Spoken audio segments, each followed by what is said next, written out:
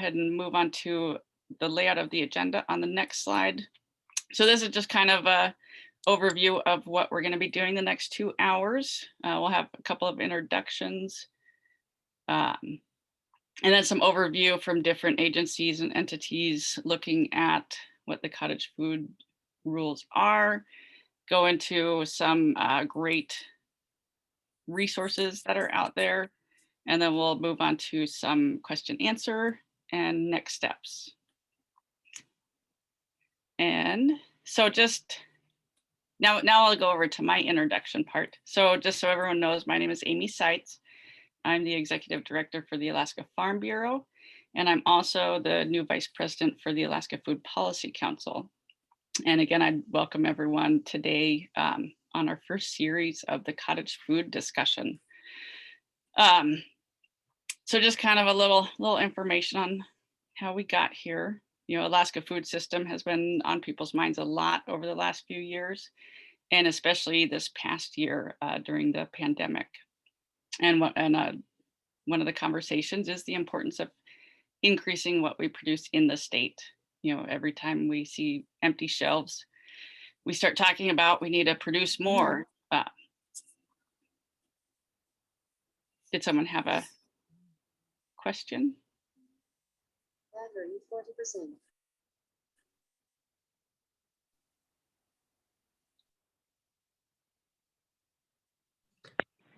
It was just someone unmuted. So. Okay.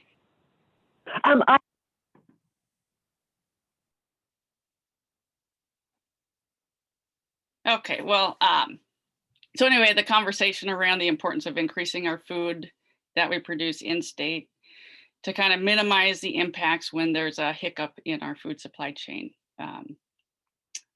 You know, if you've been following agriculture production, you know, I know we have several farmers on the call today, but between the 2012 and 2017 ag census, we saw a significant growth in the number of farms, 30%. We led the nation in the percent of growth on farms. Most states are decreasing. So that's great for Alaska. Even with the growth we've been seeing and we continue to see from year to year, we still have a lot of room to improve. You know, we still import 90 to 95% of our food. So there's still a lot of room to improve there, but we also have a lot of opportunities with the land that we have out there. Obviously there's clearing and stuff that needs to happen, but a lot of opportunities. So one of the important pieces of our food system is the value added products, you know, jams, jellies, pickles, anything where you're adding some processing to the raw product that you get off the farm. And we all know Alaska's a young state. We have limited infrastructure, small scale processing. Some situations we don't have very much processing for certain products. We have smaller farms. So we need rules and regulations that kind of fit our situation, but also still keeping the food safe for people to eat. And that's kind of where the cottage food rules come into play. So whether you're looking to get started into making a value added product, or you're already producing small scale and you just want to stay that size, or you're looking to step up and reach a larger market, you know, the cottage food regulations they're there to help with all of that. So on the next slide, Lorinda, I just wanted to kind of let everyone know, if you don't know all the different organizations, Farmers Market Association, Food Policy Council, Farm Bureau, along with the other agencies that are on today, Department of Environmental Conservation, the Municipality of Anchorage, Cooperative Extension, the Food Hub, we're all looking to improve Alaska's food system. We want to grow more, we want to have more value added, we want to be able to provide more food to our residents. And we want to see success. We want these businesses to be successful in expanding and producing food. So realizing that sometimes we need to update the rules all of us have been having conversations about how to go about it, how to look at what we have and how to improve it to help everyone be successful. So that's kind of where we're at today. The first step in looking to make any changes, improvements, is to kind of get everyone on the same page of what the current rules are, and then move into what could improve. So that's what we're here today. So we hope you will find today's session useful, and we hope you'll stay with us for the next steps and provide feedback as much as possible. So that's kind of my introduction. And now I'm going to turn this screen over to Kimberly Stryker with the Department of Environmental Conservation, Food Safety and Sanitation Program. Thank you, Amy. Good morning, everybody. My name is Kim Stryker. I'm the program manager for the Food Safety and Sanitation Program. Our program is within the Alaska Department of Environmental Conservation. A lot of people refer to us as DEC. I really welcome you here today. I'm really pleased to see the number of participants and the level of excitement about food in Alaska. We are longtime members, probably charter members, I guess, if you will, for the Alaska Food Policy Council. And we've got a long history of working with the Farm Bureau, the Farmers Market Association, as well as Cooperative Extension. And we're really grateful that they have invited us to speak today so that we can talk to you a little bit more about what the parameters are and where we're going from here. The Alaska Department of Environmental Conservation, Food Safety and Sanitation Program. We have 8 offices throughout the state. This is a photo of my amazing staff. Most of them, there are a couple of folks who are not in the photo, unfortunately, but we are a happy group and here to assist you and to support Alaskans and provide for their health and consumer protection. We have offices in Anchorage, Fairbanks, Juneau, Wasilla, Soldotna, Sitka, Ketchikan, and Unalaska. However, we travel throughout the state to get our work done. We do more than just retail food and food processing. We have multiple programs within our program that we administer, which is a little bit unusual in the United States. A lot of times you'll see a separation of these activities, but in our state, we're all one. We have a mollusk and shellfish program where we approve growing waters and we work with shellfish dealers. We also work with food processors, as you know, and retail food and food services, so restaurants and grocery stores. We also, interestingly, have a body art component of our work, and as well, we oversee pools and spas. These are traditional environmental health functions that are usually done at a local level, as you see with the municipality of Anchorage. However, in Alaska, the municipality is our sole retail food and food service agency. As well, they do pools and spas, I should add, and other things. So we do quite a lot of varying activities within the state, but the main areas of our program are food processing. That includes our seafood processors, which is significant in this state, as well shellfish and the retail food and food service aspect. And we do this with about, give or take, depending on whether we're full staffed, about 14 staff who carry a full inspection load. So we have more staff who can perform inspection responsibilities, but they have other duties as well. So we don't count them in our full complement of employees who have a full workload.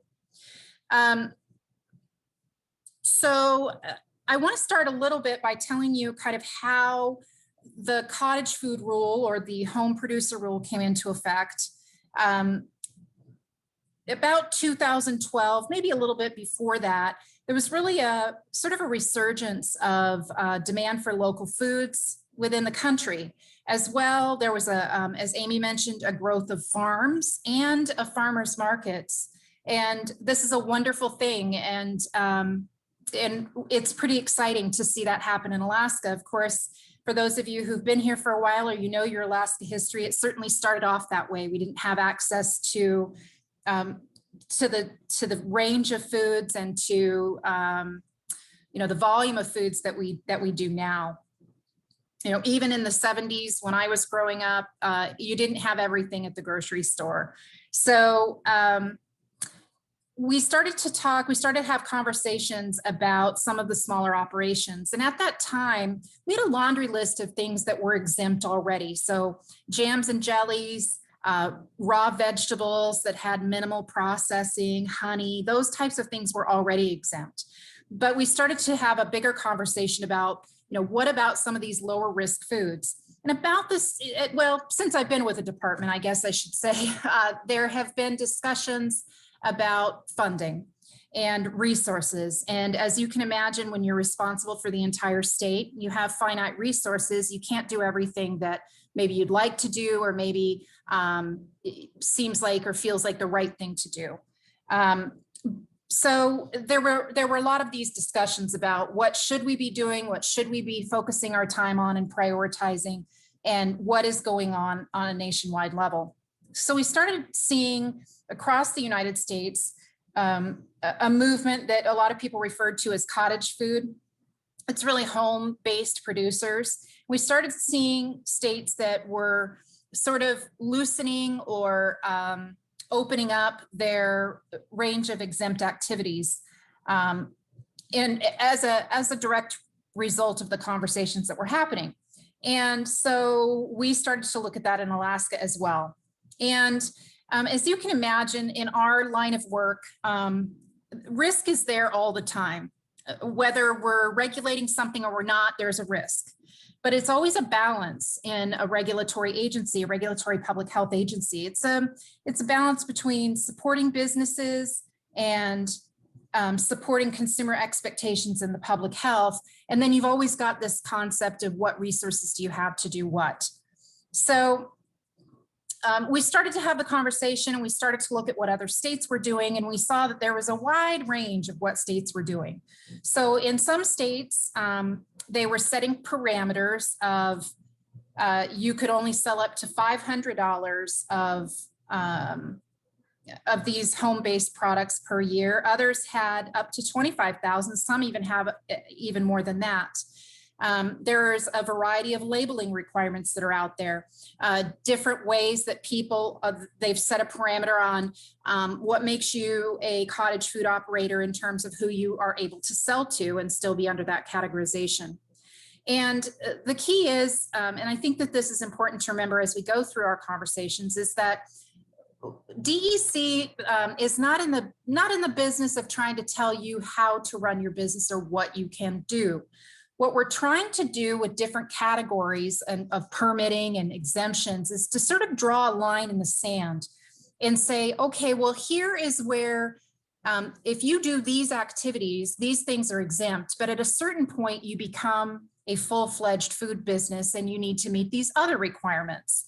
And so that's the purpose of our different permit categories and also our exemptions. We're really trying to find that line of at what point do you become a full-fledged food business.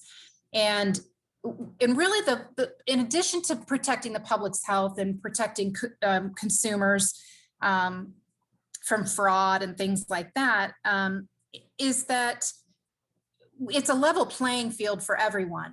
So certainly if you're a business owner and as part of your permit, you need to have smooth, easily cleanable surfaces. You're subject to inspection. You have a greater degree of labeling. You're paying a fee for your permit and those types of things.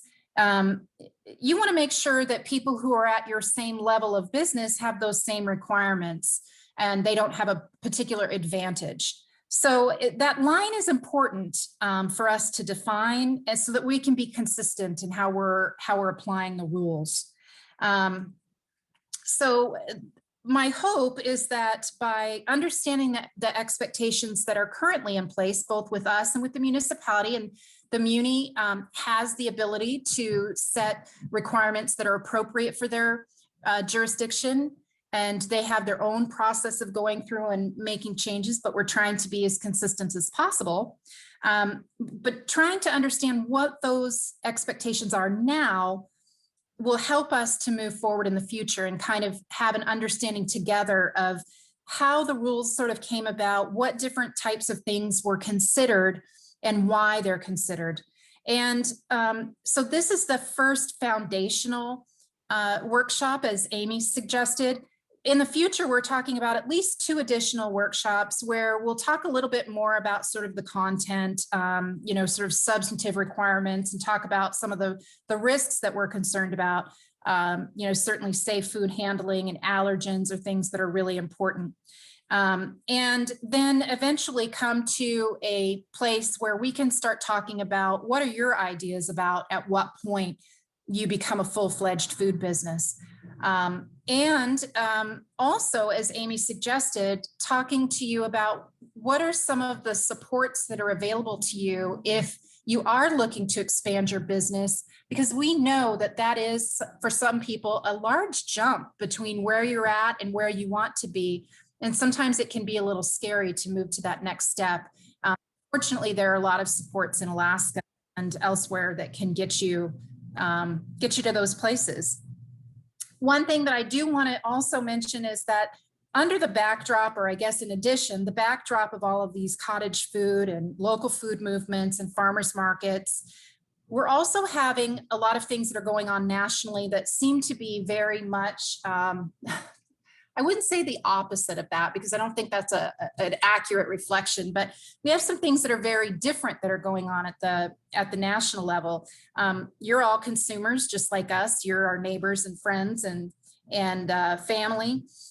You're seeing a lot of recalls at the national level of manufactured food products for any variety of reasons. A lot of times it's due to lack of allergy labeling, or it could be due to contamination with a dangerous pathogen. We're also seeing a lot of illness outbreaks, a lot more than what we used to see. I'm not sure that that means that we have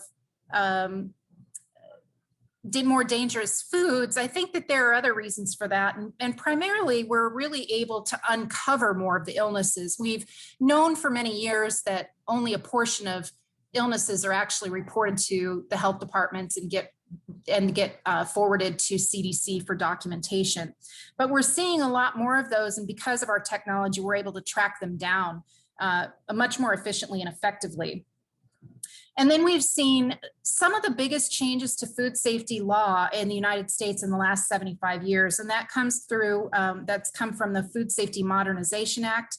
And that has meant changes for producers, general food manufacturers, in terms of how they are ensuring food safety, but also we see produce rules. This is the first time that produce has been effectively regulated from a food safety perspective, as well intentional contamination and sanitary transportation, intentional contamination. All those things are part of the Food Safety Modernization Act. So while we're loosening requirements in one area, we're tightening up requirements in another area. And so that can be a place where it's really sort of, you're trying to find your way through and figure out where you are with respect to your business and what you're doing.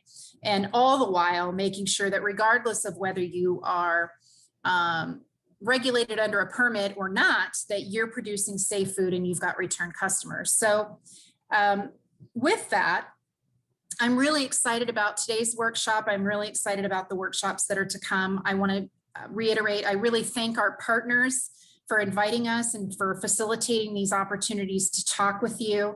And I hope that you get a lot out of the presentation. We are open to hearing your thoughts and kind of write things down, jot things down, ask your questions. And thank you so much for taking the time to participate with us. I'm going to turn it over to my colleagues in the Food Safety and Sanitation Program, Heidi Eisenberg, Lonnie Thompson, and Lorinda Lotka, and they're going to talk to you a little bit more about the rules. So it's all yours, ladies. Thanks, Kimberly. Okay, so we're just going to introduce ourselves a little bit more. And my name is Lorinda Lotka. I'm located here in Fairbanks, where it's 32 below today. And I'm a section manager with the Food Safety and Sanitation Program. I'm also the Secretary of Alaska Food Policy Council and have participated on the governing board since about 2014. So I'm really excited about being here today. And Heidi, do you want to go next? Sure. Good morning. My name is Heidi Eisenhagen. I am one of 2 environmental health officers down on the Kenai Peninsula. Our office is in Soldotna, but we cover the entire Kenai Peninsula except for Hope. And I'm also one of 2 retail food specialists within our program. Hey everyone, I'm Lonnie Thompson. I am one of 3 environmental health officers that work in the field. I'm based in Anchorage. We oversee areas in the Aleutian Chain, Southwest Alaska, Kodiak, Cordova, and Whittier, and then also manufacturing and processing operations here. And Lonnie, you might want to check your speaker or your microphone. Maybe I don't know what your input is, but you're a little bit broken up for me. So we can do another little test of your audio if you'd like.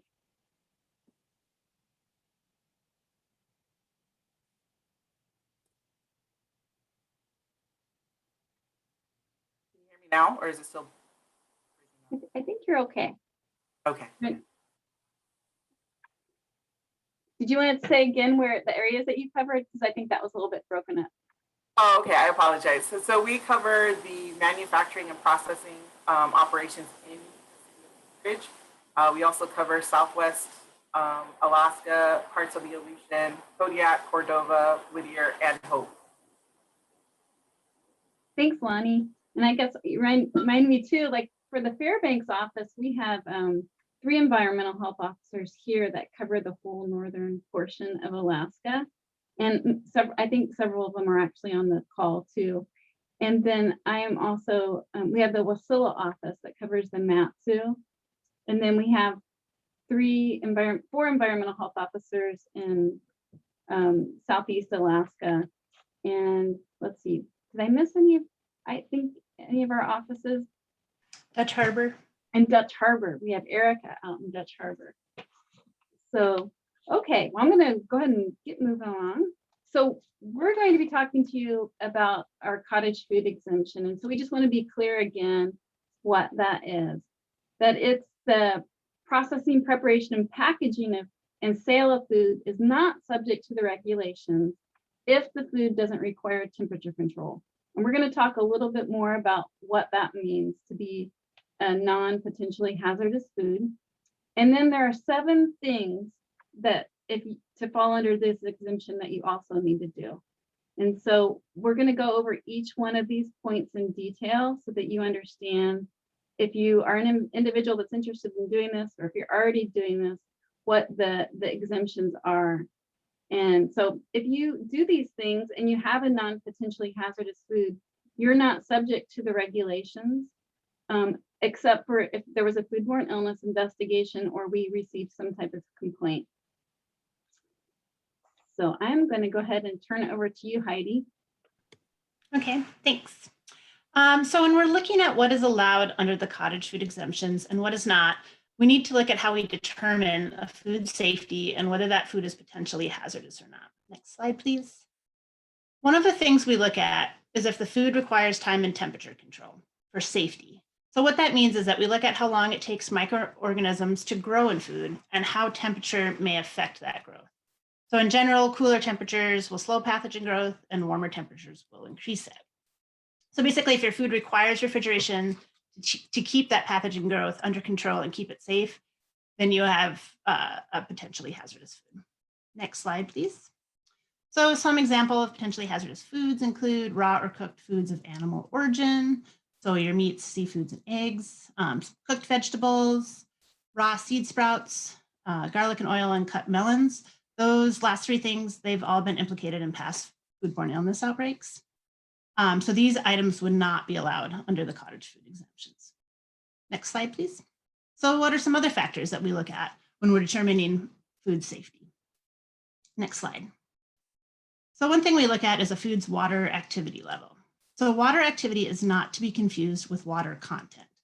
It refers to how much water is free and available in a product to be used by microbes for growth. So if the water in a food product is bound to another substance, so say sugar or salt, then that water is unavailable for those microbes for growth. So you can see on this slide, the chart on the left will give you some water activity levels of certain foods. The scale goes from 0 to 1, with the higher the number, the more water that is available. So then you can also see in the chart on the right, the water activity level that is needed by certain microorganisms for survival. So using these two charts, you can look, so if you look at, say, dried fruit, the water activity range is 0.6 to 0.75. And then if you compare that to the chart on the right with the microorganisms, you can see that not much is really going to grow at that level, maybe some yeast and molds, making this a non-potentially hazardous item. One thing to note on this slide that's sort of interesting is the chart on the left. You can see that bread actually has a fairly high water activity level. However, heat treatment or baking the bread, we see it actually kills off a lot of the pathogens we would be concerned about, and therefore it makes it a non-potentially hazardous food. Next slide, please. So this slide is sort of meant to demonstrate the water activity concept. You can see that you have a moist and delicious muffin or cupcake. However, the water that's in that cupcake is actually being bound up by sugar used in that to make that cupcake. And so therefore that water isn't actually available for those microbes to use and grow. Next slide, please. So here's some examples of some foods with low water activity. There's some dehydrated foods as well as foods that use quite a bit of sugar, like we just mentioned, that will help bind up that water, such as the cookies and chocolates. And I think the syrup is a really interesting one because it's a liquid and therefore you would think that it might have a higher water activity level. But the boiling process evaporates a lot of the moisture out, as well as the sugar content will bind up that water as well. Next slide, please. So another factor we look at in assessing a food safety is how acidic it is. We do this by looking at the pH. So the pH runs from 0 to 14, with 0 being the most acidic and 14 being the most alkaline.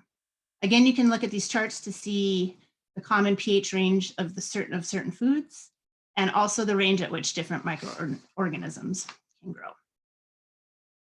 Next slide, please.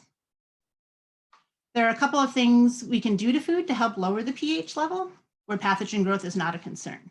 So one of these is to produce a chemical reaction through fermentation that will lower the pH. And these are just some products that are fermented that use that process. So kimchi, kombucha, sauerkraut, to name a few. Next slide.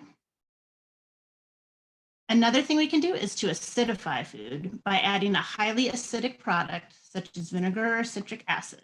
So when combined with food, these highly acidic products will actually help lower the overall pH of the final product. Next slide.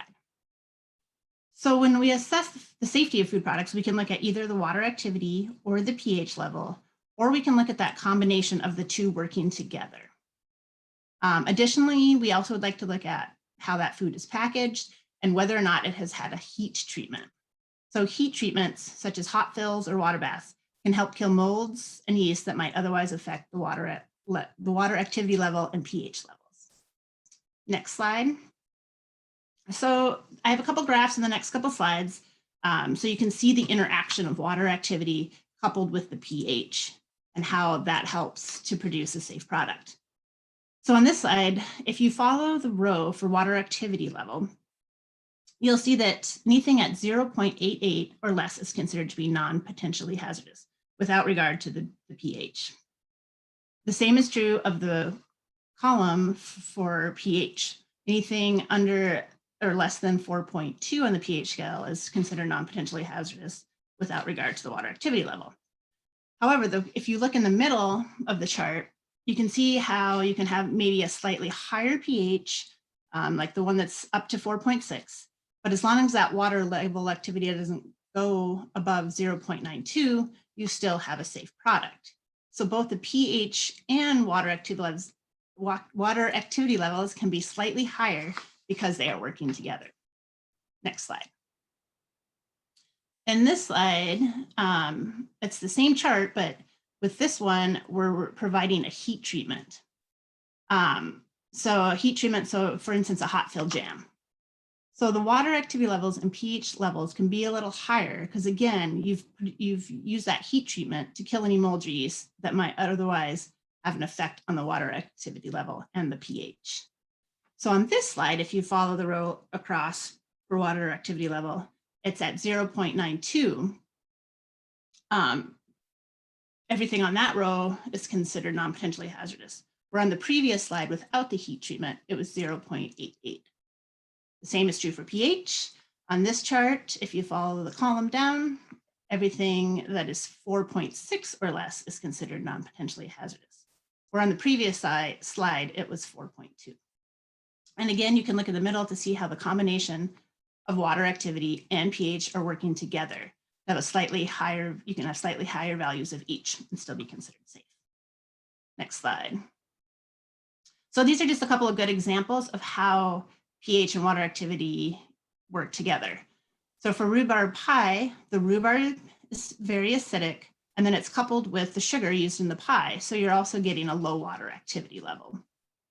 And that would be a non-potentially hazardous food. The same is true for the jam. Berries are very acidic, as well as there's a lot of sugar that binds up the water, lowering the water activity level. And with the jam, you also have the barrier of the heat treatment to help kill those yeast and molds.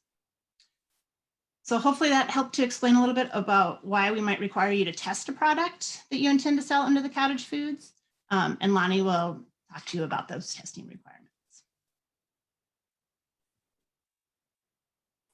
Thank you, Heidi. I apologize for my audio. If it goes out, Lorinda, if you could just let me know. But it should be. But I will be going into talking more about product testing and requirements under the cottage food exemption. Now, certain products under the cottage food exemption requires that the product be tested for pH and water activity. Where can a seller test their product for pH and water activity? The products can be tested at or by the Environmental Health Lab, which is located in Anchorage. The approximate cost for a pH level test for testing for pH is $20. For water activity, it's about 10, and this does not include mailing samples to the lab. The Environmental Health Lab does have a web page with directions on how to submit a sample for product testing. And under the sample collection or sample submissions, one can find the form that would need to be under the ready to eat and or native style foods.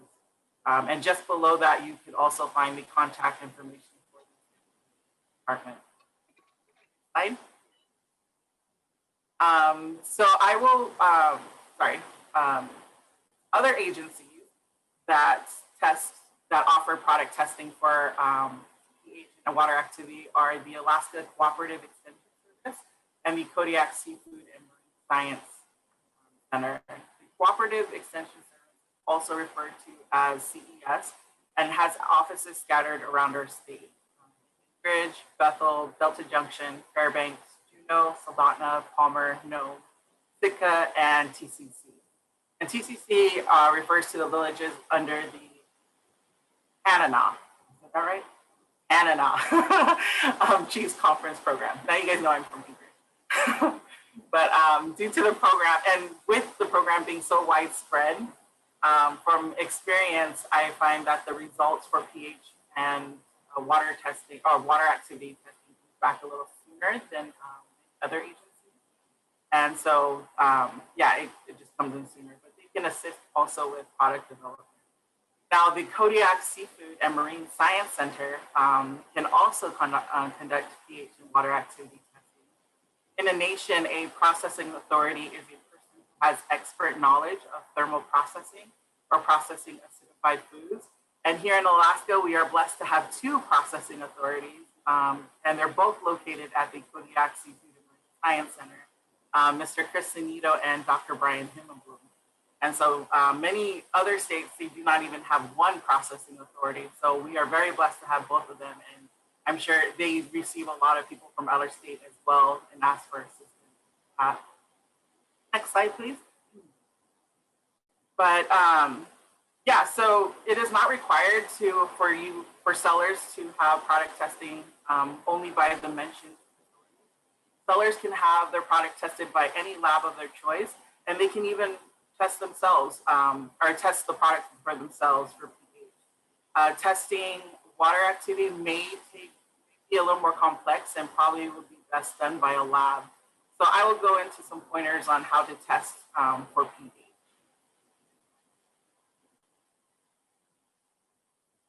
So under the cottage food exemption, it is important to test products where ingredients can vary, such as mustards, pickles, barbecue sauces, salsas, and other fermented food items.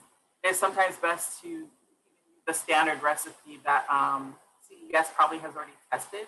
I believe they have a recipe, or sorry, a list of recipes on their website. So if you're thinking of testing pH yourself, you will be investing approximately between $50 to $1,000 or more on a pH meter. One would want a pH meter with resolution and accuracy, and the meter should be able to read a or better. And depending on preference, one can want a detachable probe or an all-in-one probe. The important part is that the probe has a finite lifespan, so typically about 1 to 2 degrees. The pH sensing units on a meter are called electrodes, and there are mainly two types of electrodes, sealed and refillable. Sealed electrodes require less maintenance and are easier to set up. The refillable types, they have a longer lifespan. It is important to just ensure that the electrode matches the meter. And depending on preference, you can buy a meter that auto-calibrates or has a temperature compensation.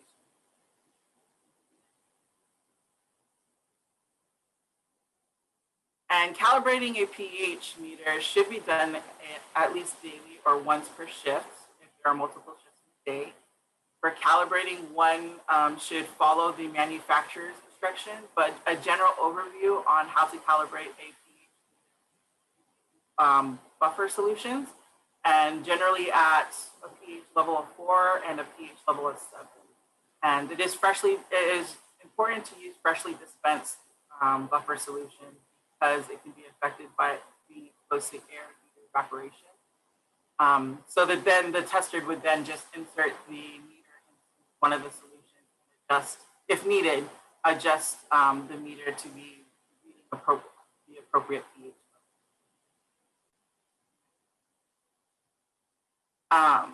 So when preparing a test, or preparing to test for a food sample, it should be at a constant temperature, preferably room temperature when being tested for pH. A general overview on how to test a food sample would be to turn on the meter and just give it some time to stabilize. Rinse the probe with deionized or distilled water and then blot it. Do not rub it or smear it, blot it with a lint-free. And the reason why is because the electrodes are very sensitive, and so you can damage it if you apply pressure by rubbing it or smearing it. And then when you immerse the sensing tip into the sample, you record the pH level at the nearest 500th unit or the nearest 1/10th unit, depending on how accurate your pH is. And it's always good to test more than one sample. Slide.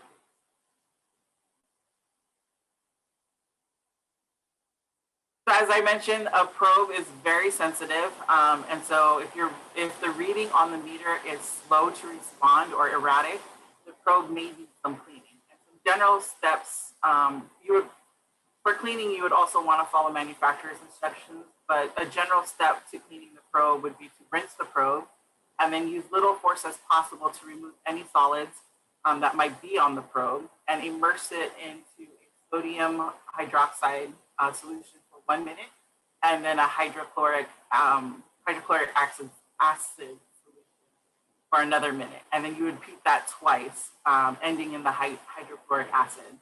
And then you would want to rinse the probe tip for 1 minute using distilled or deionized water for 1 minute. And then blot it with a lint-free.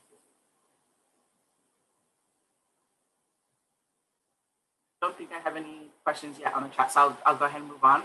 Hey, Lonnie, Lonnie, Okay. there was a question about Oh, where people can find the information about calibrating their thermometer. Did you want to just mention yeah. that? Yeah, so on our website, Sure. sorry, I'm sorry, pH meter. for the how to calibrate a pH meter, is that correct? Okay, so we, of course, we wanted to always refer to the manufacturer's instructions for exact instructions, but for a general overview on how to calibrate it, you could go to, on our website, we actually have a resource under home-based food items, I think is and then when you go all the way down to resources, there's a form there that actually can tell you all about picking a pH meter, and then there's a section in there that says how to calibrate, how to calibrate the meter, like a general overview. That answers it? Thanks, and Amy put that into the link of that website. Oh, And okay. then, into Awesome. the chat. And then also there was a question about if somebody had granola or baked goods, whether they needed to test the pH or water activity on those. For baked goods, and I'll kind of go into this a little bit more, but for baked goods, what we would want you to have is the recipe or the formulation for granola, because that's a pretty dry product. So I'll be going into kind of like the documents you should have on hand for that. So documents to keep on file and available on request are the recipe and formulation. Should be kept mainly for baked goods, jams, candies, and confections, granola, for example, and then the results for pH and water activity for any bottled or fermented items. And this should be kept on file during the sale of the product. Right. So the cottage food exemption is product specific. Not all baked goods fall under this exemption. Items such as custards, cheesecakes, and cream-filled desserts are not allowed under the cottage food exemption. And so a good rule of thumb would be that if it needs refrigeration, then most likely is not allowed under the cottage food. The foods that fall under the cottage food example, and Heidi touched on this a bit, are jams, jellies, fermented products such as kombucha and fermented vegetables, fudge and muffins. And we have listed on our food safety and sanitation website, we have kind of a general idea of what's allowed under the cottage food exemption. But if there's ever a question, Lorinda has mentioned the different offices that we have around the state. So you can always ask an environmental health officer that oversees. And foods that are not allowed, that do not fall under this exemption, are potentially hazardous foods that require time and or temperature control. And that would include meats, garlic mixtures, vegetable juices, ice cream, and raw seed sprouts. A requirement under the cottage food exemption is that gross sales do not exceed $25,000 in a calendar year. And then also another requirement, next slide. Another requirement under the cottage food exemption is that the sale is made directly to the consumer. The producer should be present to answer any questions regarding preparation, ingredients, or allergens, and sale should only be made in Alaska.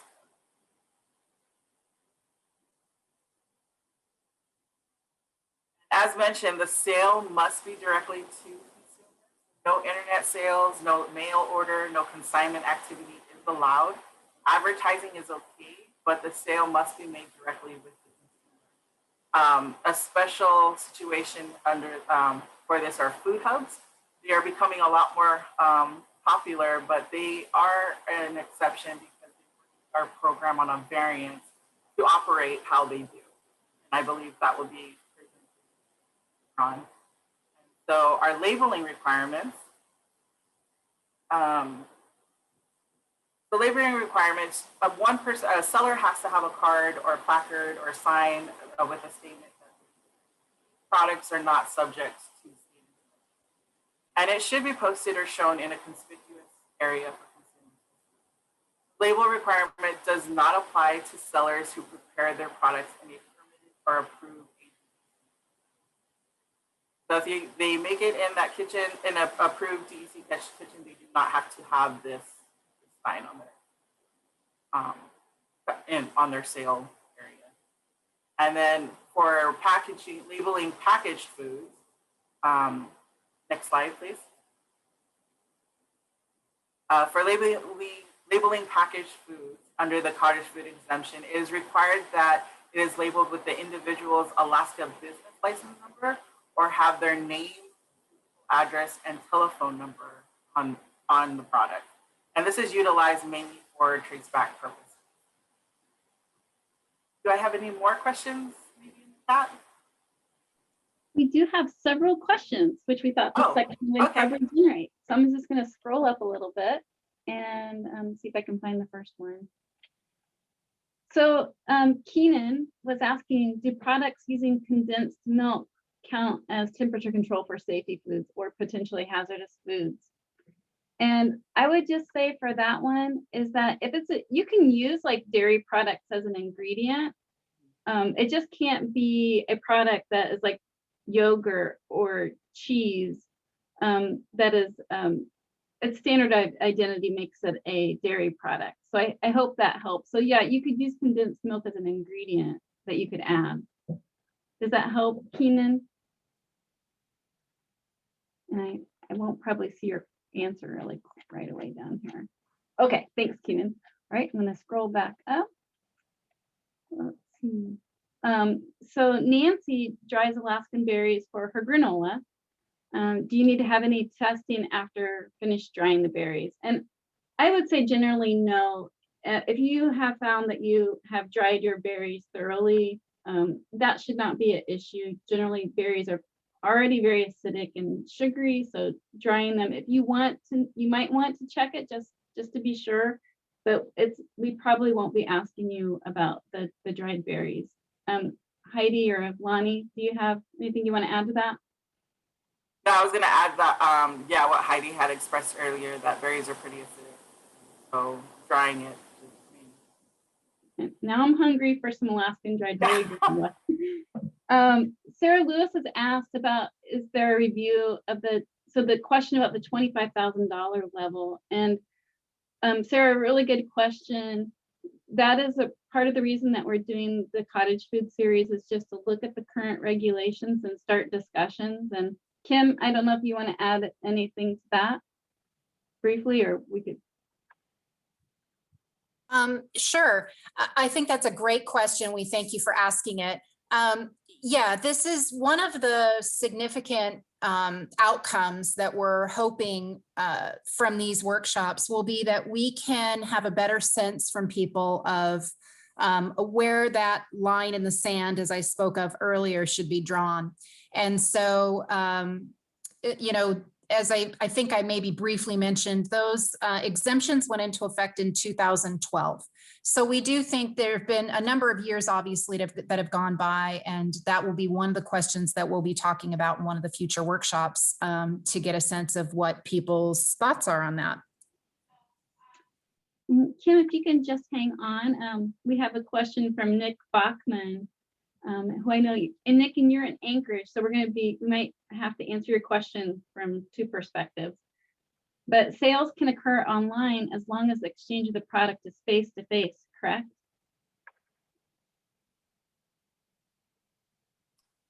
And Kim, if you want to jump in on this, this is kind of a gray area. The intention is that the person purchasing, the consumer, gets to meet the producer.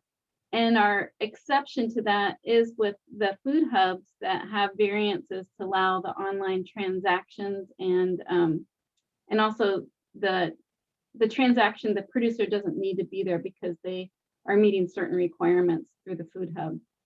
Kim, did you want to add anything to that? Yeah, I think, you know, we're certainly happy to talk about the interaction and the sales requirements as well.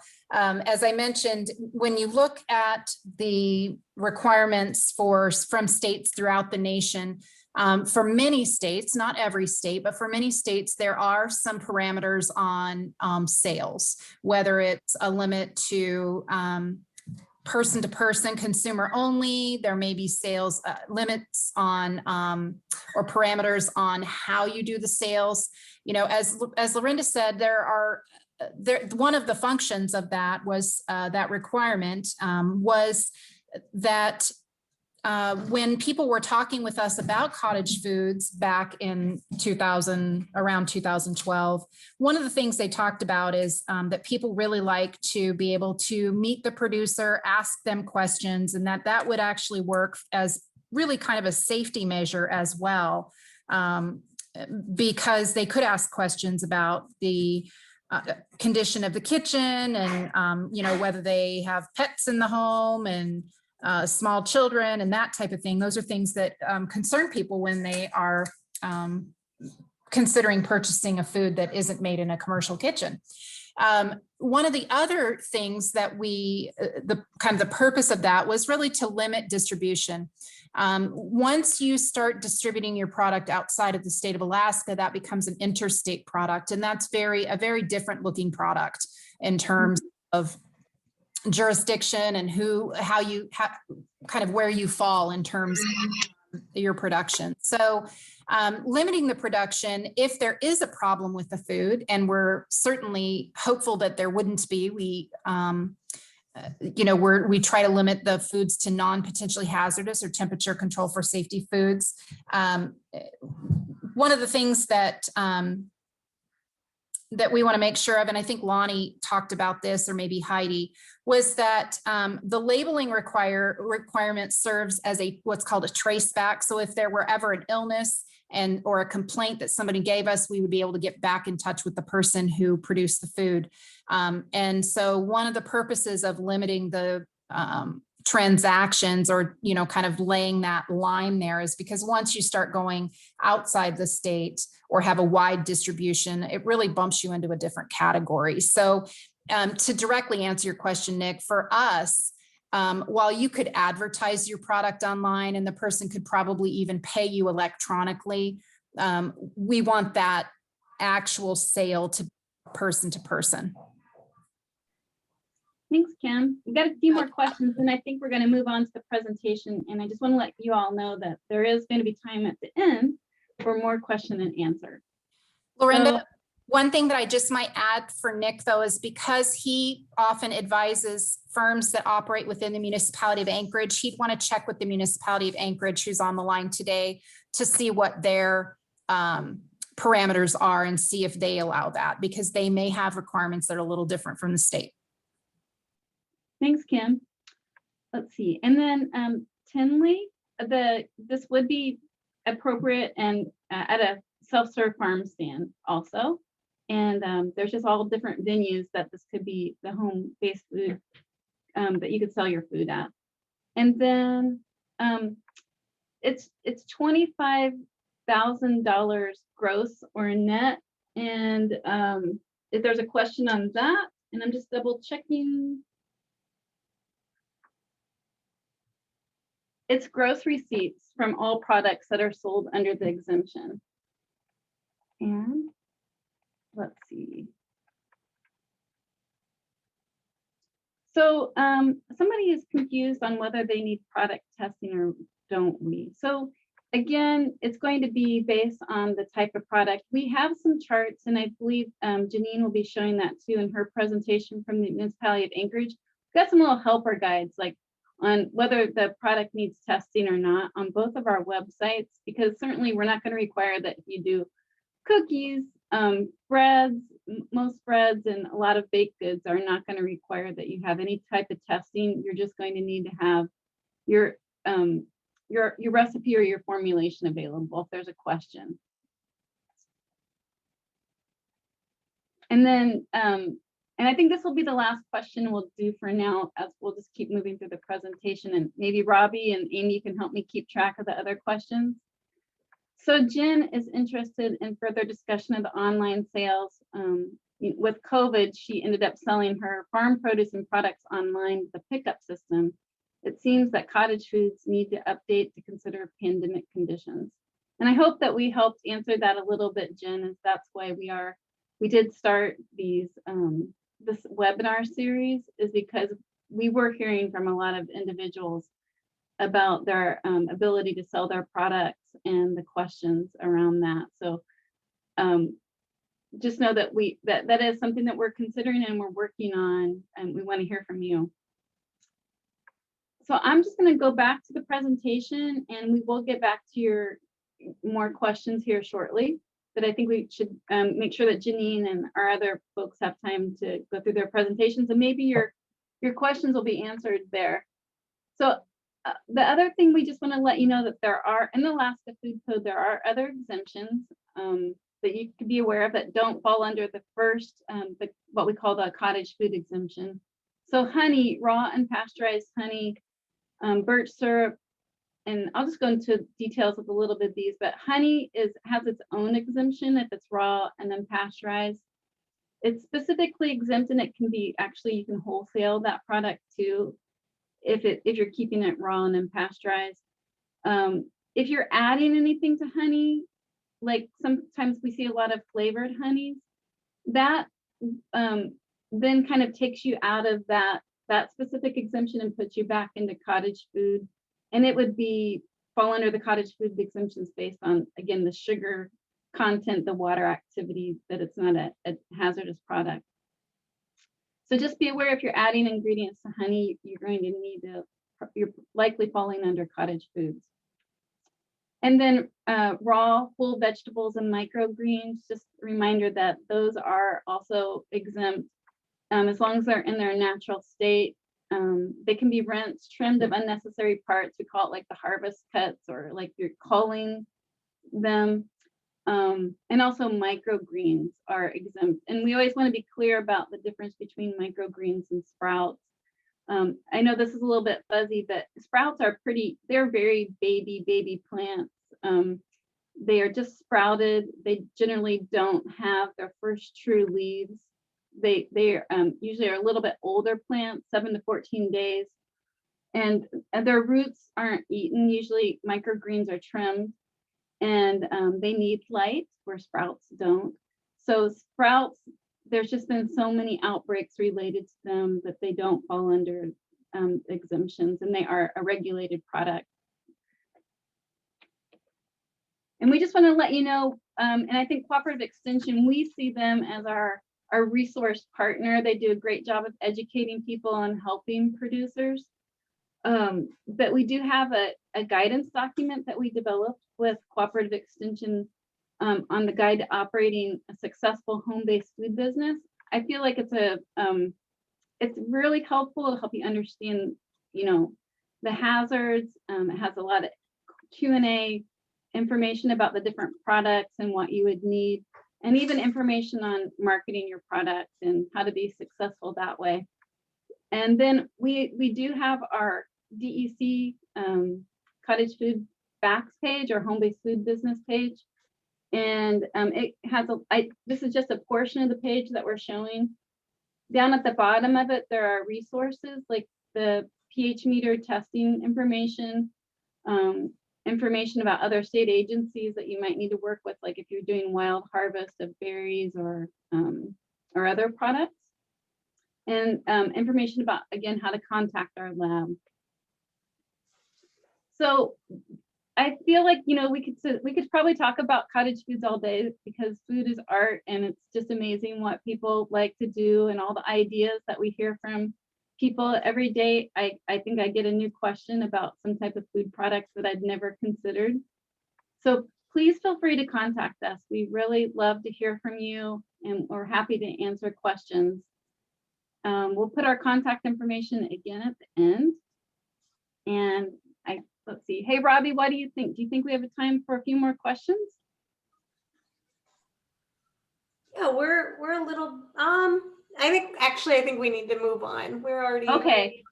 Well, just know that we can have a little bit of time at the end, and we are going to continue this series of this webinar series. So Janine, are you on? And we can go ahead and hand it over to the municipality of Anchorage. I am here. Thank you so much for having me. Good morning, everybody. I'm Janine Nessheim. I'm the lady holding the produce. Heidi and Lonnie, your presentation was really great at describing the science behind why we have cottage food requirements for food and why some foods need to be tested. I personally am the plan reviewer with the municipality of Anchorage, with the Anchorage Health Department. And one of my duties is to review the cottage food applications that are submitted to our office.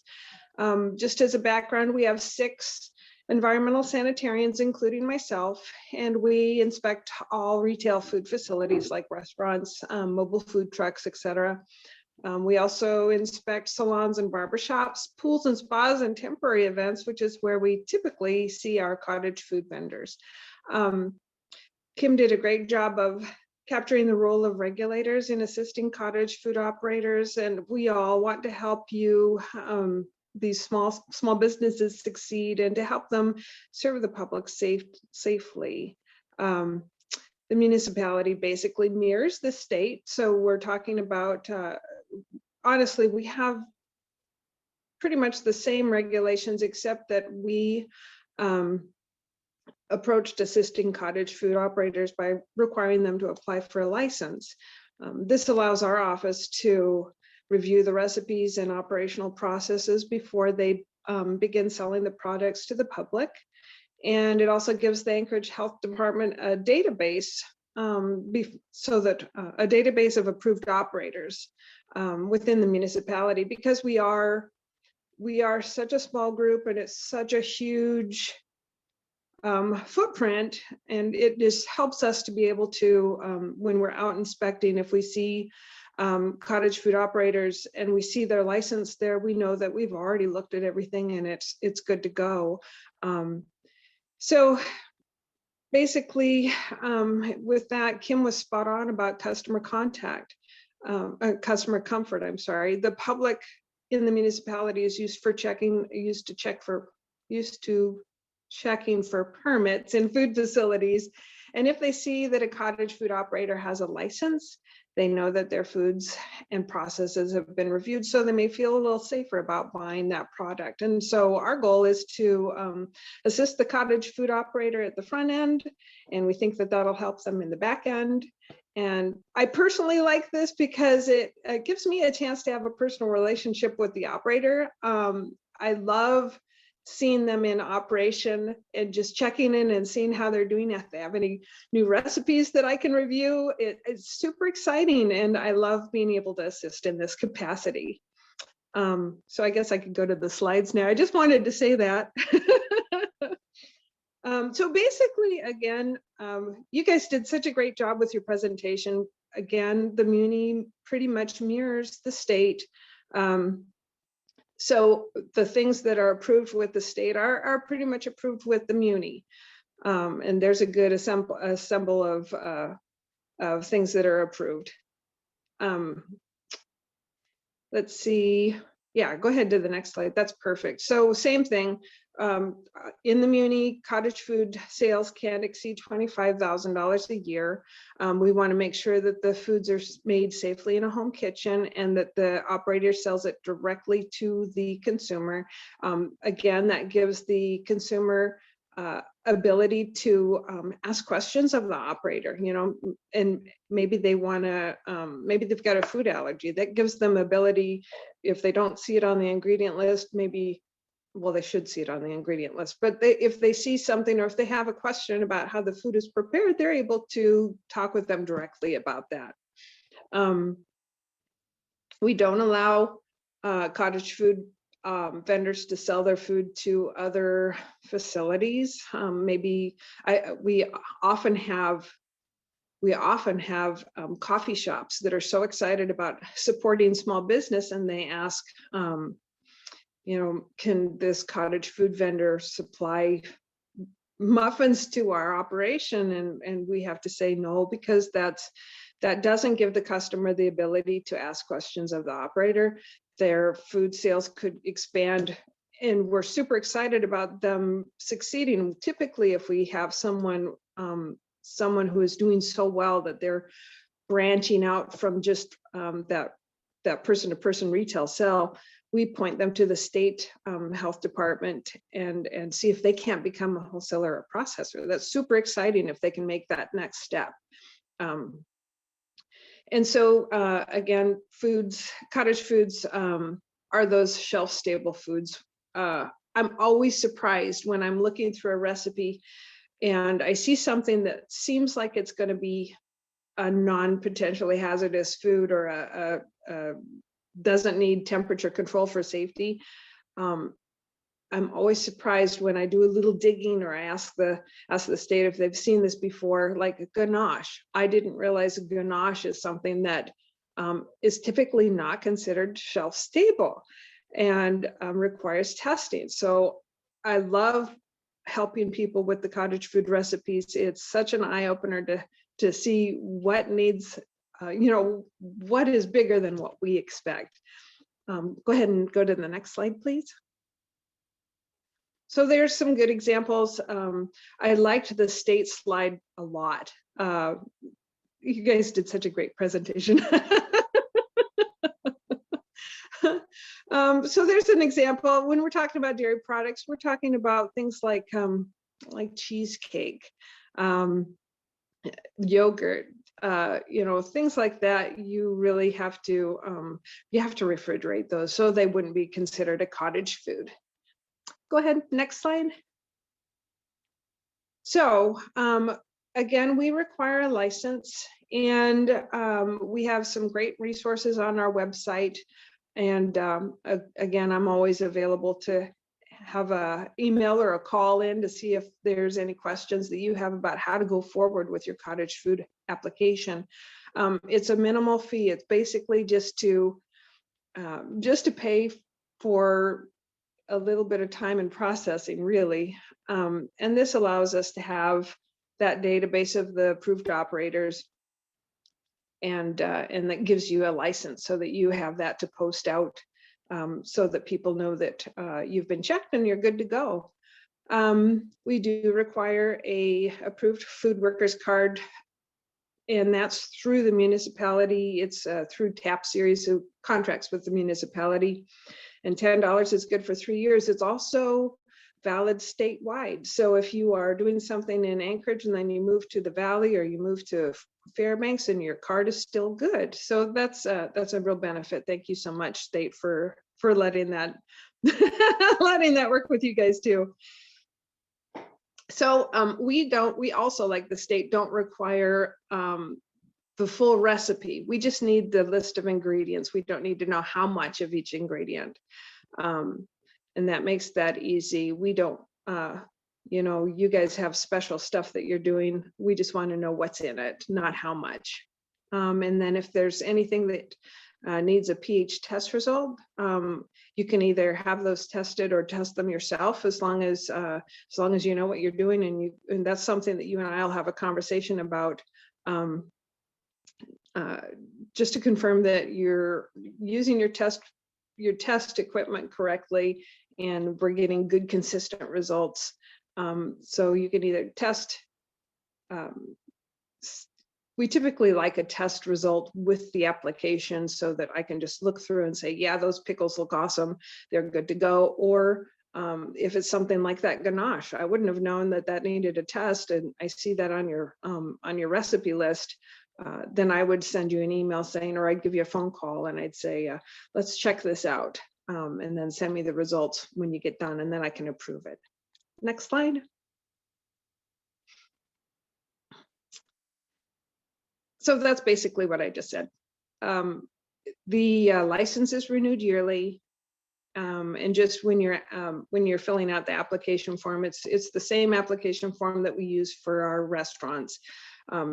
You would just mark a cottage cheese box, or cottage cheese. Yeah, I'm so hungry. Sorry, we were talking about food all morning. The cottage food license, just cottage food box, and then make sure that you give us some good contact information, so if I have any questions, I can reach you easily.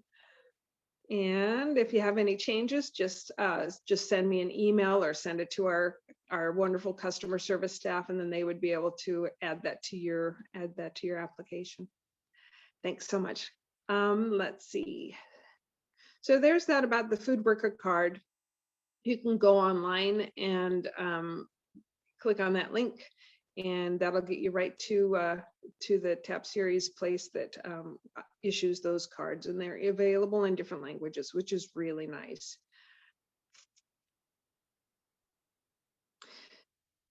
So that is, we're in the pandemic. It's a little strange right now. So if you have an application that you want to submit, I would just call the 343-4200 number and find out from the customer service staff what's the best way to submit that application.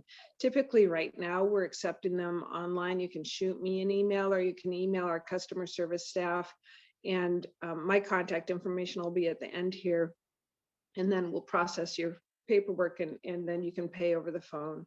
And then your application would go into my queue for review.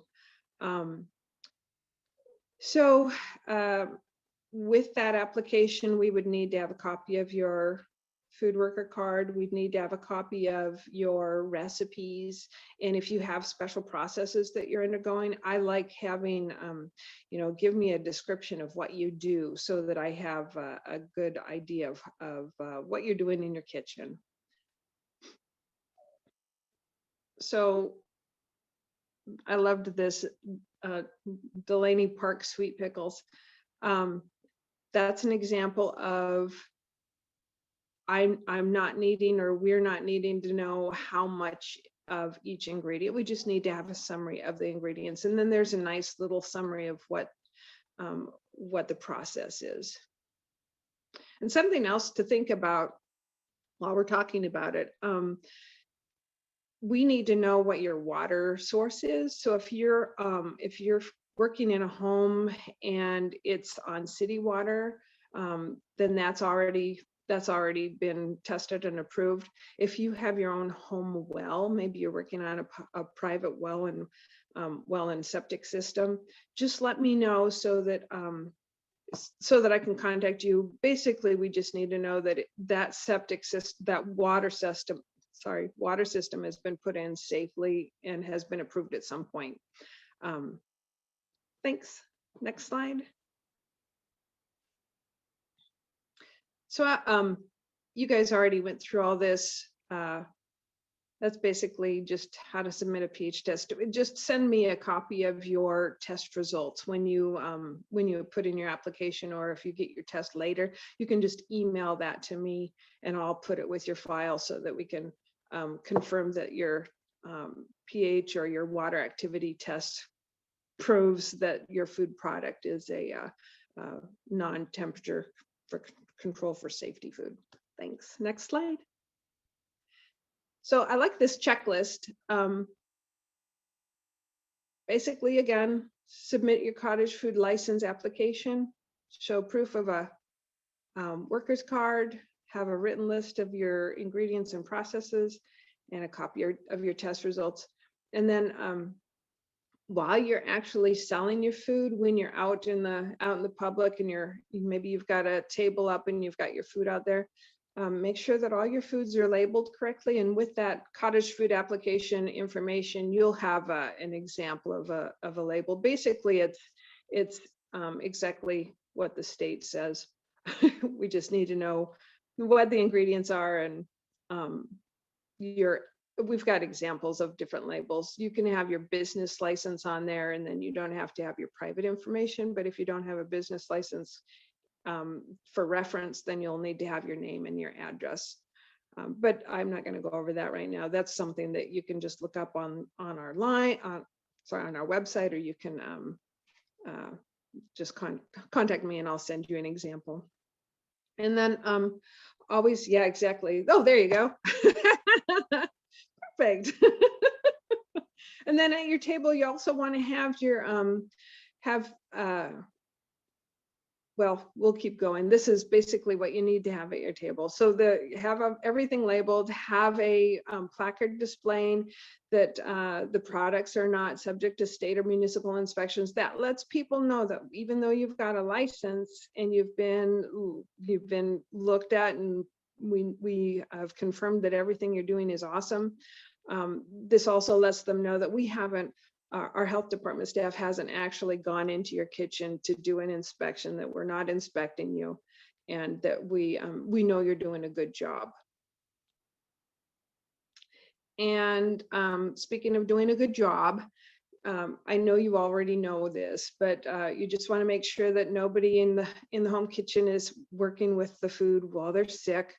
You want to make sure that you're washing your hands before you do anything, and sanitize your surfaces, and keep dogs and kids out of the kitchen while you're making your brownies, and try not to have any bare hand contact with any foods that are ready to eat. So use a barrier just to make sure that there's that extra insurance of safety, that something on your hand isn't going onto that brownie. Next slide. So we don't go into your kitchen to inspect anything. But if we do get complaints that somebody has gotten sick, and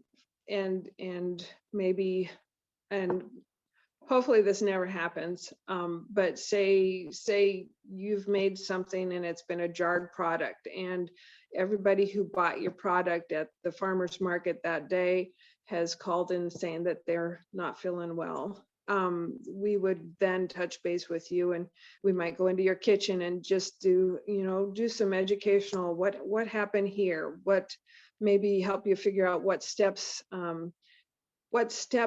took place that contributed to these illnesses, and what we can do to help you figure out how not to have that happen again. So those are things that that is an example of when we would actually make a site visit and help you with that. Go next slide. So this is just a nice summary of what you can do if you have samples at the. We allow samples, maybe not right now with COVID, but if you are in the market and it's not COVID anymore and you want to have samples, you just want to make sure that your samples are served correctly, and that you're not having hand contact with any of your stuff. Toothpicks are your best friend. And it's also helpful to have a temporary hand wash station available so that you can wash your hands if you want to. And some people like having, I haven't seen it a whole lot, but some people like having a 3-basin wash station set up, so that if they needed to cut stuff while they were on site, they could do that, and they could wash their knife and cutting board. Just make sure that it's washed, rinsed, and sanitized and safe to go. Next slide. So here's the checklist again, and we've got the, this is just a summary to remind you what you need before you sell your cottage food, how to apply for your permit or your license, and what we would need with that application. And then, oh, sorry, I have a cat. No cats in the kitchen. But then that bottom checklist is just a summary of what you'd need to have on site while you're selling food, and just have those things in place while you're packaging your product, or and then you're good to go. And I would also recommend that if you are on site, maybe you're at a farmer's market and you've got a nice table set up, I would really recommend that you have all of your documentation along with you. I'd have, I've seen people with these great binders that they've got all their recipes. I mean, so that if anybody has a question about what products are in there and it's not easily seen on the label, they have that for reference. They'll have their food worker cards available. They'll have their, they'll have their test their test results available. Those are all great things to have. Business license, those are all great things to have on site, easily producible if anybody has any questions, or maybe an inspector stops by just to say hi. And then I've had people just so excited to show me what they've got, and I am always happy to see those. Next slide. Oh, that's it. So there's my email. There's our main desk phone number. I really look forward to assisting you. Thank you so much for inviting me to help up this. Thank you. I'm just peeking at the questions and checking in with Robbie and Amy on time, because I'm thinking we only have about just 37 more minutes, and we have a little bit more ground to cover. Robbie, did you see anything that would be good questions for Janine right now? I see a lot from Nick. Yeah. Let's see. And Nick, if you have questions that are things that you just want to talk to me about that maybe isn't for everybody, you're welcome to send me an email or give me a phone call. And there was one question on there specific to Anchorage on the approval process. You know, what's the typical time frame, and then do you need to be approved before selling a product at market, or just have all the information submitted? Those are really great questions. As plan reviewer, these come in, the applications come in and they're considered plans. So they get put in my queue, but if I know that someone is eager to get started, maybe this next weekend, I will pull that out and I'll try to review it as quickly as possible. Sometimes there are questions or tests that need to be done and I don't get a response back in a timely manner. Well, then it just takes a little longer for that approval to come in. So it's, if the application is really clear and I've got all the information on the recipes and the processes, I'm able to just sit down and look through and say yes, yes, yes, yes, and then send out my email of approval. If there's questions, I have to contact the person, and then it's on them on how long it takes for them to get back to me before I'm able to get back to that application. So times vary. It can be same day, it can be a week, it can be months, but typically, yeah, I do have some cottage food vendors that still haven't gotten back to me, and it's been months. So they may have not decided not to do anything. But typically I'll try to ping them back and see, did you get my email? Are you doing anything? Let me know if you have any questions. So, and then again, if any new recipes come in, so to the second part of that question, yes, we need to have my approval email out before issuing the license. And then that gives them, the operator, the ability to use that recipe that has been approved in anything that they want to do for their operation. So if any new recipes come in, I just, when I send out my email or when I'm talking to my customer, I always let them know if they get a brainstorm and have some new recipes that they want to submit, just send me an email with that recipe. And that way I can just go through it and send out another email saying, this is added to your list of okay things to serve, you're good to go. And we have on file, we have a file of all the recipes that they've got and my approval letter listing all the recipes that have been approved. So if they have any questions about any recipes or wanting to add recipes, they can just contact me. Any other questions? There are a lot of questions. Robbie, do we have a couple more? I'm just trying to see. One question I saw is, does Anchorage require both a business license and a cottage food license? We do. Both of them then. I believe so. I believe the business license is required by City Hall to be operating as a business in the municipality. They have to have a business license. And so we just ask for a copy of that business license with their application. And I know sometimes it takes a while to get that business license in process. And maybe they want to have approval for the recipes, knowing that they can be approved before they go through that whole business license process. And that's fine. We just want to make sure we get a copy of that sometime for our file. Hmm? Do you mind if I cut in for a moment, Lorinda? Sure. Go ahead, Kim. So the state food safety and sanitation program doesn't have the same process as the municipality, but you do need to make sure that you're following any other state laws that might apply to you. So you may have requirements for a state business license. So check into that. We're not looking at those kinds of things, but another state agency might be. Nice. Thank you, Kim. Yeah, I was going to add, if you're like selling in Fairbanks or selling in like an organized city, you might want to just check. Sometimes there's additional requirements that a city or local government might put on if you're vending something. I think we're going to need to go ahead and move on to the next part of our presentation so we can get through everything. So we'll try to get through as many of the questions at the end as we can. So I think let's see, who is up next? It's Robbie. Hi, Are you ready? can you hear me? Yeah? Yeah.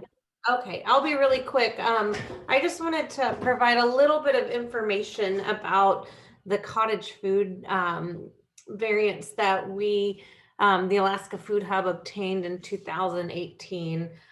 We had a lot of home bakers that really wanted to get involved in the Food Hub. But as Lorinda and everyone have outlined, online sales were not allowed at that time. I just want to throw this little graph up here to show you we've drastically increased our sales in Food Hub or in cottage food sales over the last 3 years. This past season, as folks in the chat have pointed out, a lot of our bakers went online and started using the Food Hub as a way to avoid places like in-person sales like farmers markets. So we did note a big increase. So we can go to the next slide, Lorinda.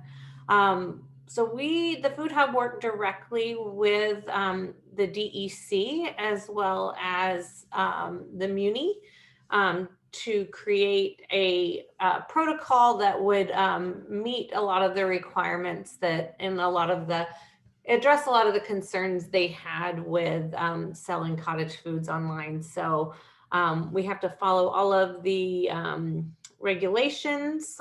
We have a food safety manager at our sites where we're operating. So that's in Homer, and then we have a site in Soldotna as well. We require that all of our home producers obtain a food workers card.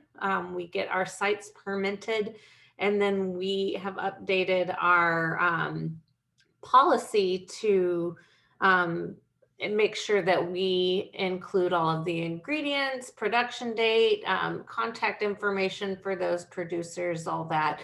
And then we also do temperature monitoring on our they're not cottage food products, but we sell oysters and chicken, things like that. So we have a pretty hefty temperature monitor log. And for those of you that don't know what a Food Hub is, it's basically like an online farmers market where you can go online, check out, we like to call them virtual stalls of different producers, find information about them, what are their practices, what are they, where they located, those kind of things. And then you order on a weekly cycle. And I will pop a little link in here so folks can explore that more. So the Alaska Food Hub, and then down in the Southeast, there's the Salt and Soil Marketplace, and then Arctic Harvest in Anchorage. So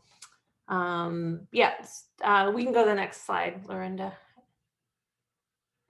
So these, one back, there we go. So the label requirements on all of our cottage food, we have the name of the product, ingredients, name and phone number, address where the food was prepared, or if they have a business license, they can put that on there. The production date and when they should consume it by, storage instructions if it's not something that's shelf stable. And then we have packaging requirements and also that statement these products are not created and are not subject to state inspection. This gives you a little example of what our prepared or cottage food might look like on our website or ordering platform. So the picture you're seeing at the top left, that is what our product listing looks like on the main platform, on the main page where all the products are. And then if you click on them, you get a little bit more information, and you see it has the not subject to state inspection piece, as well as the weight and the ingredients, those kind of things. And then you can also find out more information about your producer. So very similar to the requirements as an in-person sell, we have contact information. We also offer email address. So, hey, I'm not quite sure, there's something in this recipe that I may be allergic to, I'm going to email that person. So there's ways to get in touch directly with the producer that way. And then finally, this is very hard to see, I can tell, maybe it's just my small screen, but this is just, we wanted to give an example of how traceable these products are. Since it's all done through software, we have really good reporting, and we can pull up an individual producer's total sales for the week. We can also pull up, say a customer gets sick and they think it may be something foodborne and possibly got from the Food Hub. We can pull up their order and see exactly what and who they ordered from for that week. Not that that has happened yet on our 5 years of operating the Food Hub, but it is just a way to be able to trace that if a situation occurred. And then I just wanted to give a little perspective on the farmers market side of things. I started managing the Homer Farmers Market about 10 years ago, and I believe that was right around when a lot of this cottage food policies had changed. So we have seen a drastic increase, at least here in Homer, in the number of folks that are making cottage food. And I will say in our 10 years, we have not had a problem with cottage food that we know of.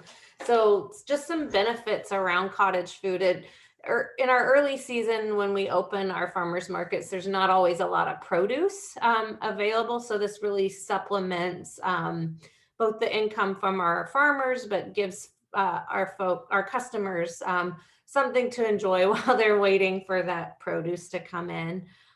We have had a couple of our farmers market vendors turn these cottage food businesses into brick and mortars. So if you've ever been to Homer and eaten at the bagel shop, they started at the Homer Farmers Market and realized they were really filling a niche for us Homer folks. So that's a great success story. And then also it adds diversity to our markets.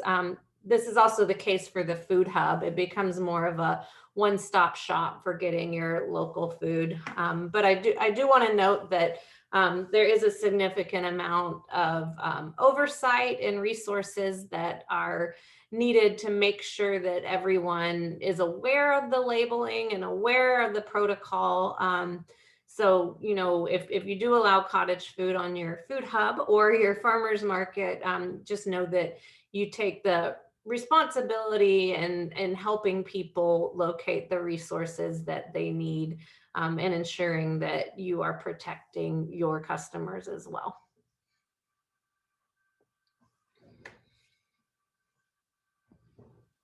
Thanks, Robbie. I think we'll go ahead and move on to Sarah Lewis and Gina with Cooperative Extension. And Sarah, would you like to talk about the resources and some of the things that you do to help out cottage food producers and other small food producers? Yeah, absolutely. So Cooperative Extension was really pleased to partner with Lorinda and DEC to make the publication that you saw. And we've kind of continued that by being sort of both outreach. So Cooperative Extension is, to put very simply, the community education arm of UAF, our land grant university in the state, but we have agents and program assistants throughout the state. So I'm actually in Juneau. I am an agent, one of the agents for all of Southeast, and there are a couple of other extension folks, I think, online right now. Julie Cassio in the Mat-Su, and Gina Dion, who's in Anchorage. She's a program assistant in Anchorage. Julie is an agent in the Mat-Su, and the three of us have kind of I sort of took over a little bit for the extension person who worked really closely with Lorinda to make the publication and to work on the cottage foods exemption to begin with. I've kind of taken that on a little bit, as have Julie and Gina, to teach classes, to answer questions, because we just have a little bit more availability to like just sit and chat with someone about their product, or, you know, what's in it, whether it qualifies for cottage foods, whether it doesn't. Gina and Julie are going to become a little bit more knowledgeable of what's going on in Anchorage specifically, because that's always been slightly different than the state requirements. And I have focused mostly on sort of the wider state. But basically, we are available for folks who are thinking about making a product, expanding their products.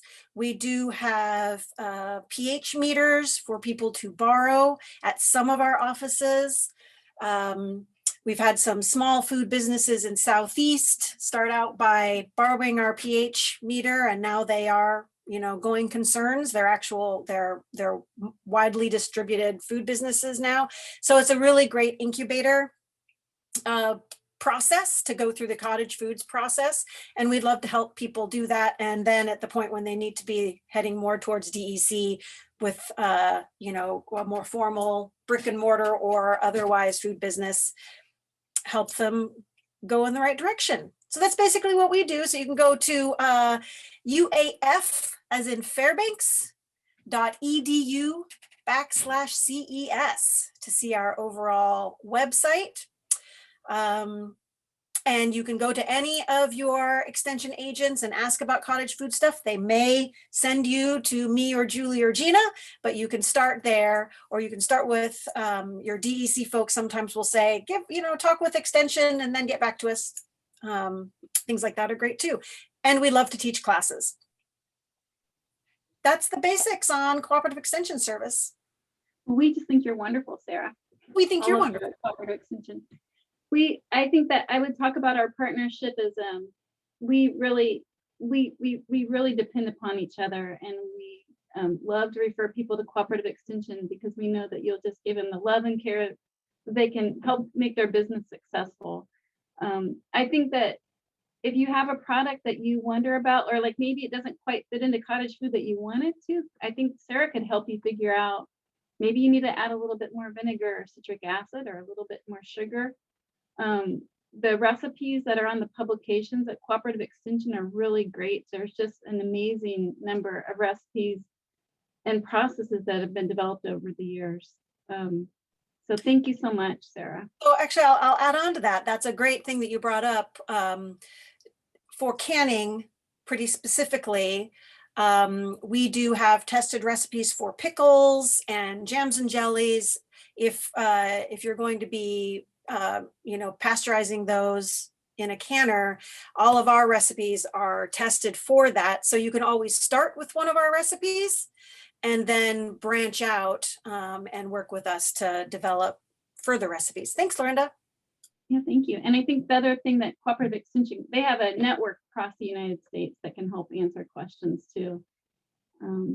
So we probably could talk all day about this, but I think we should probably move on. Let's see, Robbie, is there any questions specifically for Sarah and Gina with and Julie with cooperative extension that we should hit right now? Looking through right now.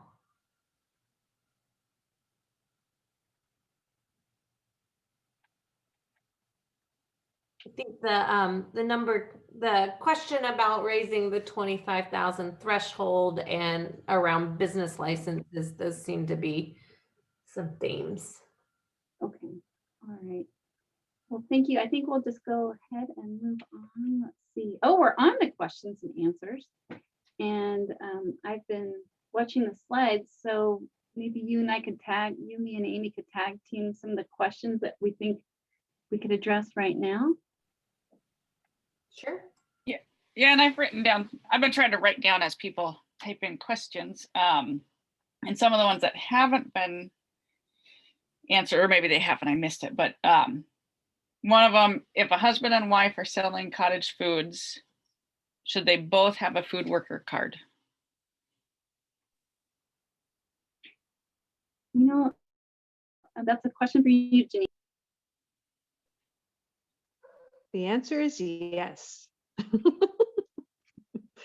If they're both working in the kitchen, if maybe the husband and wife are just at the market, and the husband is just one of them is just one of them was the one working in the kitchen and the other is just taking money, the person taking money doesn't have to have a food worker card. It's just anybody in the food processes. Great question.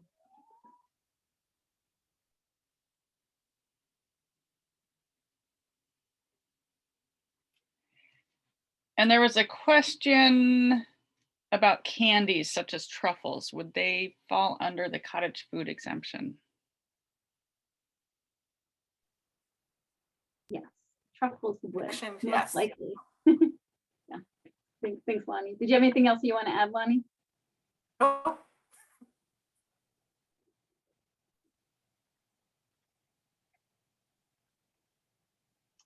I see that there was a question about does a cottage food this is for somebody in Haines, so outside of the MUNI, and maybe you could answer this, Lonnie, but does a cottage food license replace a business license? But we think we just answered that. Do you have anything you want to add on about that? Yeah, no, it's just like Kimberly had mentioned, you just want to make sure you're in compliance with other departments. We don't check for it, but doesn't replace, the cottage food exemption, you don't get a permit issued from our program, but it doesn't. Oh, I think you're breaking up, Lonnie, for me. Oh. Right, so there's still the need for a business license. That's a state requirement too. Is that, I think, what you were going to say? Oh, let's see. So let's see, there's a lot of discussion about the food hubs. And there were some specifics on other products. So lemon bars, if the ingredients are lemon juice, eggs, sugar, almond flour, would you need more information to make a decision, or would that fall under cottage foods? And then also macaroons and things with cream cheese fillings. Cream cheese fillings, sorry, can you hear me now? Yes. Okay. Cream cheese fillings would not fall under anything that required refrigeration, would not fall underneath the cottage food exemption. Lemon bars, to be honest, I probably would need a little more information, but if it's a baked good that doesn't require refrigeration, then it would fall under the cottage food exemption. Like Heidi had mentioned in her slide, that sort of like if you're using liquid ingredients or like milk and stuff like that as an ingredient. Oh, you cut out again. Yeah, you're cutting out. I think you need to stay closer to your mic. But what I think she's saying that too is, somebody had the question about the condensed milk or the cream cheese. If you have a cream cheese icing and you add enough sugar, you're going to make that a safe product. if you have like a lemon curd or a lemon type of filling, you know, if it's very acidic and also has a lot of sugar, but you're adding some other potentially hazardous ingredients, remember that chart that we were looking at, it will, if it's not packaged, like put in a jar, you might have to have a little bit lower pH, below 4.2 for that product. So those are the products, like if you aren't sure, it might be that they are non-potentially hazardous food, but you might want to just check it so you know. And just a reminder too, that sometimes things change, like ingredients might change, like the acidity of tomatoes. They're becoming less acidic now. So you might need to be checking back on your product and its pH or its water activity. But I really think sometimes we might be surprised when we check like for the amount of sugar that we're putting in something that's creating a safe product. And, you know, working with Sarah there in Juneau, she can help you with your recipe on that too. Does that help?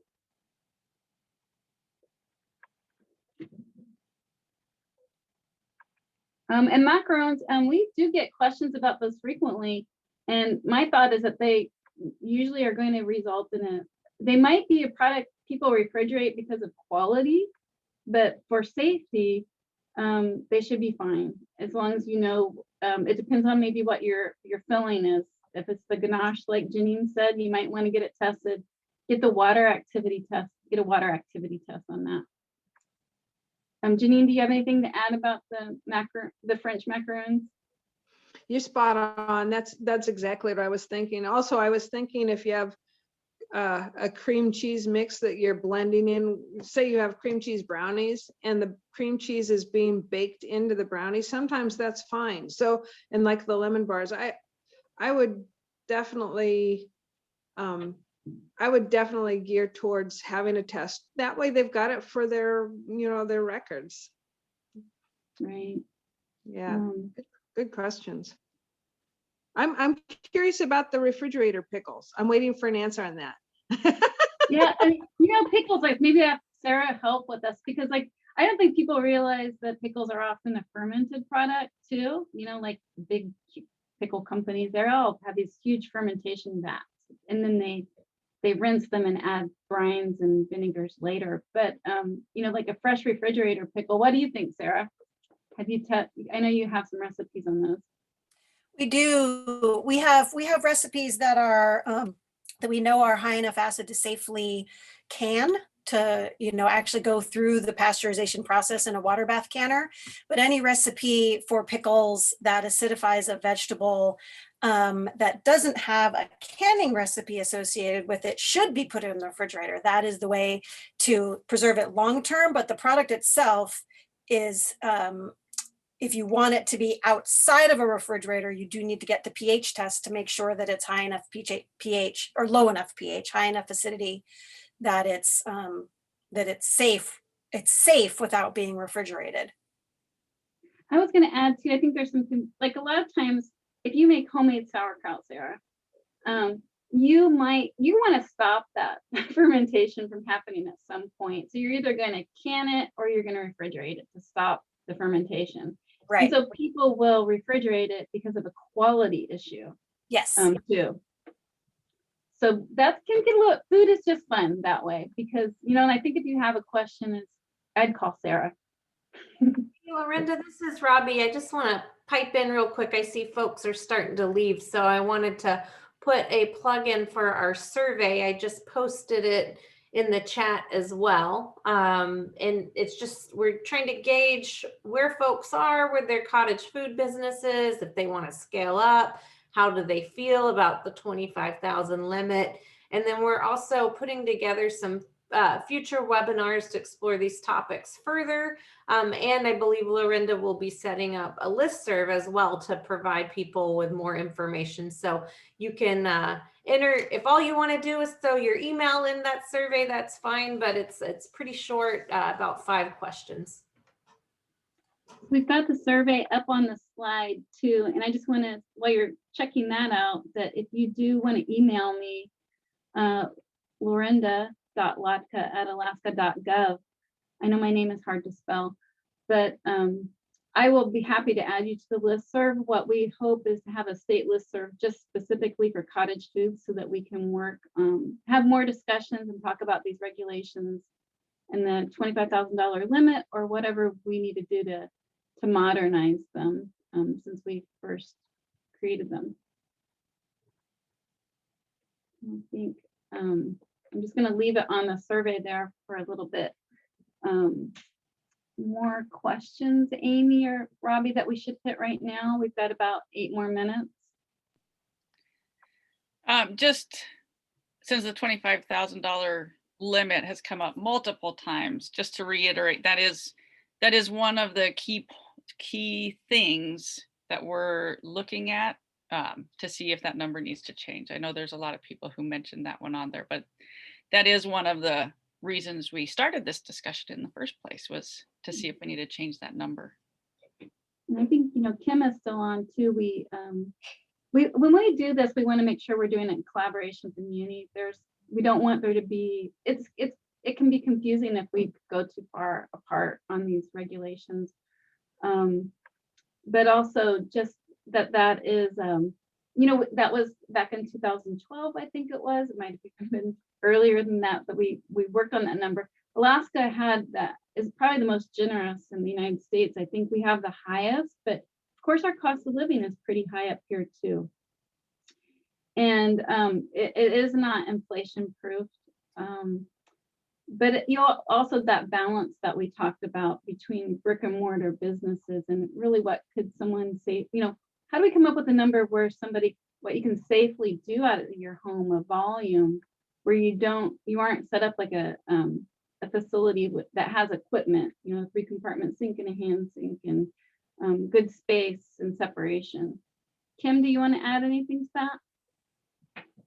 I think probably just to reiterate your point, you know, and the point I made earlier, the question for us is not only what can you do safely in terms of volume in the space that a home kitchen would often offer, but at what point do you become a business, a food business, as opposed to, you know, a home-based business. So it's I think it's a question that we'll probably have a lot of discussion about. And, you know, at what point are you competing with a bakery, for example? And so those are things to really be thinking about as we complete our next couple of workshops. Is those are the kinds of questions that we really want to hear from you, and we want to hear from some of the brick and mortar businesses and maybe from consumers to hear about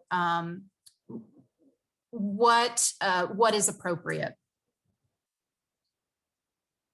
But I do want to thank everybody for your time and your attention and your questions. They've been excellent. We've really enjoyed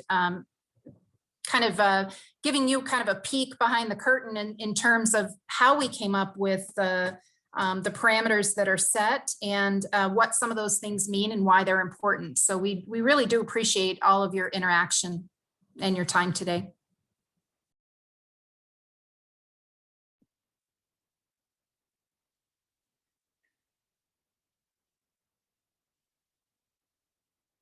So just as we're wrapping up here, hopefully everyone's taken time to fill out the survey, filling out your contact information if you want to continue participating in this discussion. We'll save the chat. If there's things to follow up on, we'll try to coordinate that. Also, if you have any additional questions, follow up with DEC, Municipality of Anchorage, Cooperative Extension. There's a lot of resources here. And just one thing before we close out today, kind of co-hosting this event were some ag-related organizations, agencies, obviously the producers and stakeholders, which are all key in having this discussion. But I wanted to point out some of our participants today who are another key part of this discussion, and that's our policymakers, our legislators, and just want to thank those offices who were able to participate today, as that's a key part of this discussion if policy changes need to happen. So thank you everyone for hanging out with us this morning.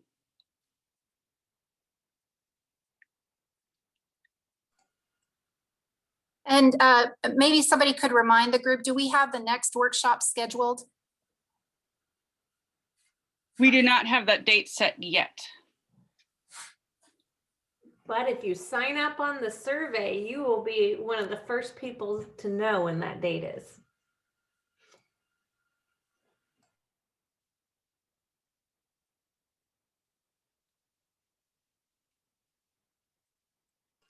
Okay. Thanks everybody for coming. I'm going to go ahead and stop the recording and we can stop sharing the screen, and there's a few more minutes if folks want to hang out and ask our awesome DEC and MUNI folks more questions.